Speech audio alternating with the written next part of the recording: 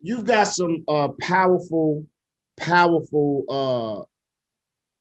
Grammy nominations with PJ Morton, Jonathan McReynolds, Tori Kelly, I'm reading, and those are some gospel heavyweights. Will you guys be dropping a gospel album soon? Right now, focus is, you know what, Tui, I want you to answer the question because I've been talking a whole lot, brother. I want to make sure my brother has anything that he would like to say. Go ahead, my good brother. I cannot answer that question. Well, I will answer it. I don't know. Me personally, I don't see that in the near future, but maybe in the, at some point down the line. I really can't say, man. Because we're a group of three and we all have different associations and attachments to different things. So I can't say no because of who we are, but I can't say yes because of who we are at the same time. Okay. So, Okay. Right now, our focus is on soul. You know what I mean? And that's what we're gonna just try to make sure that we concentrate on. But like my brother said, maybe deep down in the career, possibly. We got a song coming eventually. It's called "Praise to God." We gonna man, chill out, bro. Praise to God. Chill out, bro. Praise to God Chill for out, the bro. beauty of the tree. Chill out, bro. For the people in the back, Yeah, that's watching the interview. Praise to God. Praise to God. That's it right there. Hey, we got that from a Catholic hymn book. No, that wasn't Catholic. That wasn't a Catholic book. What was it?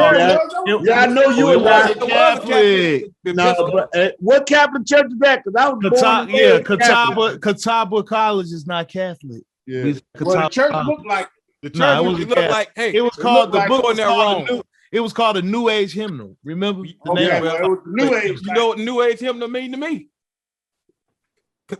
Cathedral Catholic. Look, no, dog. Now look. Now I'm born and raised Catholic. Went to a seminary high school for 2 years. When you think Catholic, everything's slow motion. My wife grew up like you said, ain't none of this, ain't none of that upbeat. Just scare them people, man. And then they be like, finish. 45 minutes and you out. That's one type of style of church I've never been to is a Catholic church. Catholic church like aerobics. Stand up, sit down, kneel, stand up, go get communion, out. And they're going to play the bells in the morning. That's it. You be home in time to see the Carolina Panthers game. If it started at noon. Got you. Black church, the little boy play drums, get a solo for 30 minutes. Yeah. Facts. Facts. Oh, can't read, but he yeah.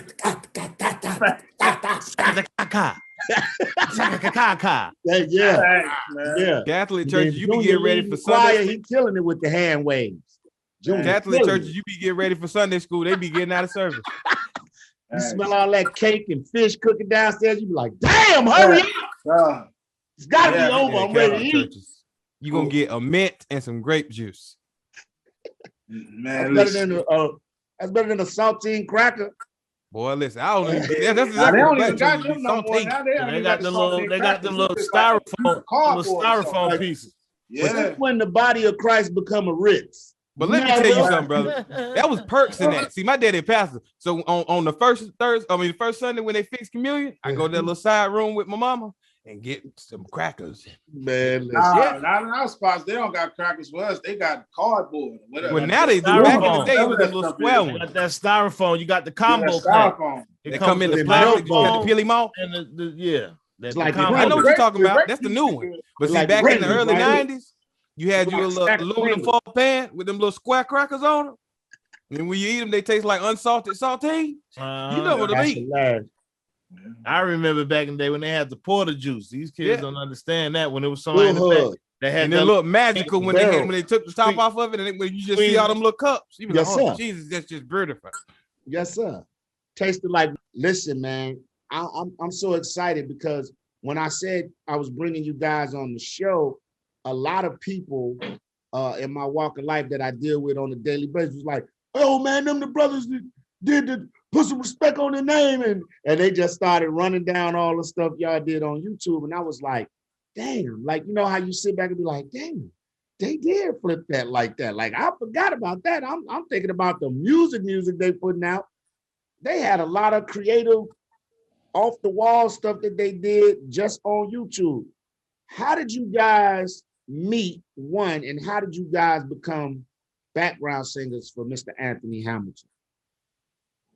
Well, if you guys don't mind, we all sang background. Well, I'm sorry, we all sang at an open mic spot in Charlotte, Club Allure. They had a thing they had called Soul Stage. We all sang at that, and the band or the two guys in the band, Rashad and Kenny, they both were playing for Anthony at the same time that they were doing the open mic thing. So in short, Kenny was the MD. He brought us in, you know, one at a time. First Vito, then me, and then Lilo, and we made the group you now know as the Hamiltons. Yes, that's dope. So let's be honest, man. I feel like it's always tougher to be in a group setting than it is solo by yourself, because all you got to worry about is you. When you're in a group, everything that you do affects the collective, right? So how long did it take for you guys to vibe? I know y'all knew each other, you know, doing the open mics and stuff, but it's different when you have to be on the road with each other and you with each other every day. You almost become family, you know what I'm saying? Because you see each other so much. How was that a tough transition for you guys? Because from what I've read, one of you all was kind of like a loner that didn't really, okay, so Tony, you kind of like to keep to yourself, but now you got two other brothers with you. You might not feel like talking one day, but you don't want to talk your ear off. So how did you guys work past that, work through that to actually become like brothers? Yeah, they definitely helped me with that. You know what I mean? At the beginning, it was tough. It was tough at the beginning because those two guys were already there. And there was somebody that was there, Mr. Jack. JK. And JK. And he was there before me. So I kind of had to step in and I had huge shoes to fill. But just going back to what you said overall, it is beauty in a group too, because I don't have brothers, you know what I'm saying? I just got two sisters, you know what I mean? So being able to have two cats beside me that I've been able to travel the world with, go through different experiences with, has definitely helped me as well. So, you know, yeah, it's tough at times, but I think it gets better if you really want to do it for real as a group. Vito, what was your first impression of Anthony Hamilton when you met him? Oh man, funny story. I actually I was in high school, and my wife would tell you this. Funny story. And I never shared this with the guys. Hold on, exclusive right here. Check this out. Exclusive on Later with Leon. That was a song that Anthony put out called Everybody Need Everybody. That's the name of the song, called Everybody. That was one of my favorite songs. And I got my girl liking it. And I told her I'm singing background on that song. And I didn't. I don't know if she believed it or not. But years later, I ended up singing background for him for real. Right. And like it just kind of grew from there. But it was like when it happened, it was just one of the moments. It was like, wow, I'm really here. You just kind of had to prepare yourself for moments like that for the rest of your career. And that's what it was. Like I just had to take it for what it was and make the best of it. So I mean, I really didn't go in with no expectations, just to go in and be my best and just be the best background singer that I could be, so I could keep getting them calls for more gigs. That's what it was for me. There it is. So you guys are like the sole representative of North Carolina, and you all have a background of singing in the church, right? So how does that influence your music? Because I found, and this is just me, all my guys I know, like, so y'all got a little Chi-Town connect, my homie, the little homie BK, the Chicago kid, right? I found that all the guys that be in church, man, be some of the freakiest, nastiest, got some of the nastiest runs ever. I want to put it in you. Yeah, like, there go that church coming out.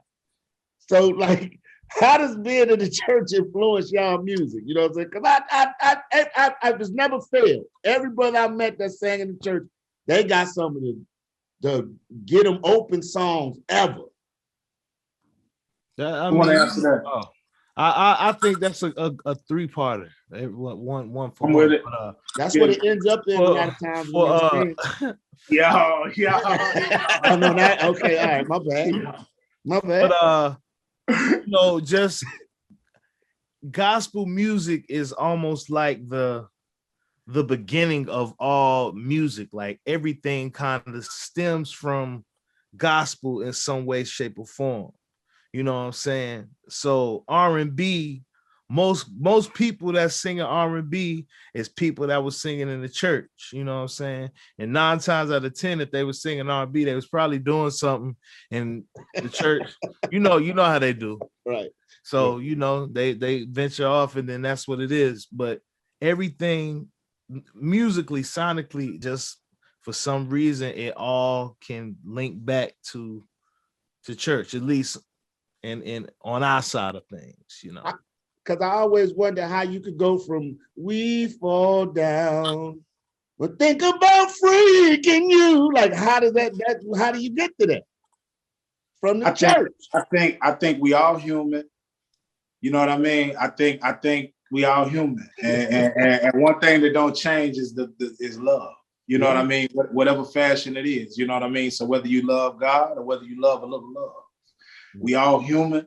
And hey, whether you come from the church or the streets, at the end of the day, you can't knock it. You know what I mean? It ain't gonna change. It is what it is. You know what I'm saying? Love is love. Love is love. That's what I'm trying to say in a nutshell. Like you can't knock it. That cat could be in the church his whole life, be a preacher.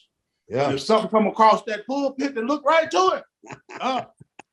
All the way. You know what I mean? So love is love. You see what I'm talking about? New reason to spirit soul clap, huh? So earlier in your career, you guys toured with Fantasia, Jodeci, K-Ci and JoJo, doing background. What was that experience like? Because those are some powerful artists right there. You know what I'm saying? Especially Jodeci with K-Ci JoJo, and of course Fantasia, who represents as well. What was that like being on tour with them, man? An experience just to be around such not even such, but just legends in the game, or legends, for a certain, point of time, like just some real powerhouse guys, man. Just it was an honor to be around them and just hear the stories and just watch them work and watch how they, handle business and different things like that. Same thing with Tasia. Just an honor to be around just legendary, great people, and that's pretty much it, man.